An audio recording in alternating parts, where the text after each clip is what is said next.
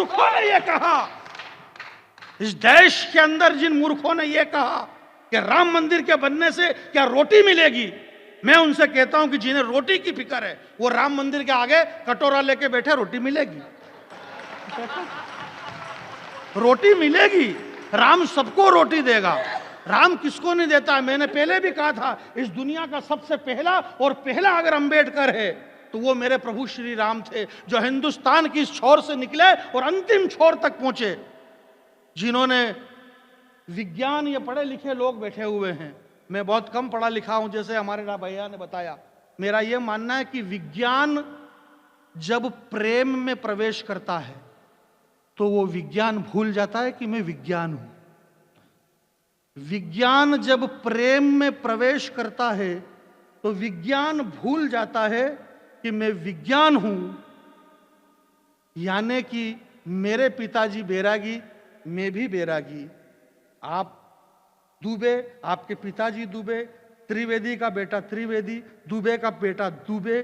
ठीक उसी तरह से इमली खट्टी है तो उससे लगने वाली सारी इमली खट्टी है, जिसकी तासीर ही खट्टी है। परंतु ये विज्ञान कहता है कि इमली बेर की तासीर खट्टी है, परंतु वो विज्ञान जब प्रेम में प्रवेश करता है तो वो रिश्ता अनूठा हो जाता है।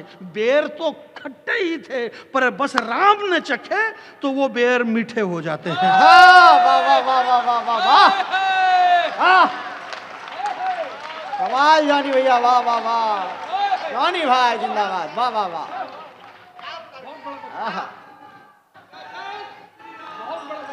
इसलिए मेरा यह मानना है कि रामचरितमानस को, मैं पिछली बार जब यहाँ आया था तब मैंने ये कहा था कि हमारे भूतपूर्व शिक्षा मंत्री डॉक्टर मोहन यादव, जब मैं यहाँ आया था तब वो शिक्षा मंत्री थे, उच्च शिक्षा मंत्री। आज वो देश के, हमारे मध्य प्रदेश के मुख्यमंत्री हैं। आप ध्यान से सुनिएगा, हो सकता अगली बार आप हो जाए। ध्यान से सुनना पड़ता है, क्योंकि ध्यान से सुनने से ही सब कुछ होता है। तो डॉक्टर साहब ने कहा था, मोहन यादव जी ने, कि मध्य प्रदेश के पाठ्यक्रम में रामचरितमानस पढ़ाया जाएगा। बहुत सारे लोगों ने कहा, बोले इसे क्यों पढ़ाया जाए? मैंने कहा इसे इसलिए पढ़ाया जाए क्योंकि ये पढ़ाना चाहिए। बोले क्यों पढ़े? मैंने कहा इसलिए पढ़ो क्योंकि तुमने ये नहीं पढ़ा इसलिए पढ़ो, और ये तुमको पढ़ना पड़ेगा। और अगर ये तुम पढ़ते तो आज ये स्थिति खराब नहीं होती, क्योंकि रामचरितमानस ये सिखाता है। आप जो लोग नीचे बैठे हैं, बड़े बड़े अरबपति, करोड़पति, बड़े बड़े उद्योगपति नीचे बैठते हैं, और ये कवि लोग ऊपर बैठे हुए हैं। ये क्यों ऊपर बैठे हुए हैं? क्योंकि इनका खानदान बड़ा है। ये निराला के खानदान में पैदा हुए, ये तुलसी के खानदान में पैदा हुए, ये दिनकर और ये मिथिलेशरण गुप्त के खानदान में पैदा हुए। इनका खानदान बड़ा है मेरे भाई। मेरा ये मानना है इस दुनिया के अंदर कि जिसे राघवेंद्र सरकार नकार देते हैं, दुनिया में किसी की ताकत नहीं है। जब श्री रामचंद्र भगवान लखनलाल, ये जो आचार संहिता की आप बात कर रहे थे, इस दुनिया की पहली आचार संहिता, आचार संहिता का मतलब क्या होता है? आचार संहिता किसको कहते हैं?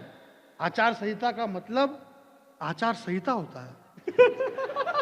आपको समझ में आई बात? नहीं आई तो मेरे को कोई लेना देना नहीं, क्योंकि मैं समझाने का काम नहीं करता हूँ। समझाने का काम योगी आदित्यनाथ जी करते हैं, कि जो जिस भाषा में समझेगा उसको उस भाषा में समझाया जाएगा। वो समझा रहे, मैं क्यों समझाऊं? यह काम मेरा है ही नहीं समझाने का। परंतु फिर भी अगर आप नहीं मानो तो आचार संहिता का मतलब होता है आचार संहिता। और दुनिया की पहली आचार संहिता इसी मानस से लगी।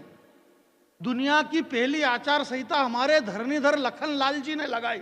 जब लखनलाल जी ने अपनी तरकश में से तीर निकाला और एक रेखा खींचते हुए उन्होंने कहा कि हे भाभी, आप इस रेखा से बाहर पांव मत रखना, दुनिया के किसी रावण की ताकत नहीं है जो आपको छू लेगी। वो दुनिया की पहली आचार संहिता है। 251 जोड़े दलित की बेटियों को अगर एक ब्राह्मण का बेटा विदा करता है मेरे भाई, इससे बड़ी और एकता क्या हो सकती है? जो लोग ये कह रहे हैं कि ये क्या हो रहा है। अद्भुत जानी भैया, वाह वाह वाह।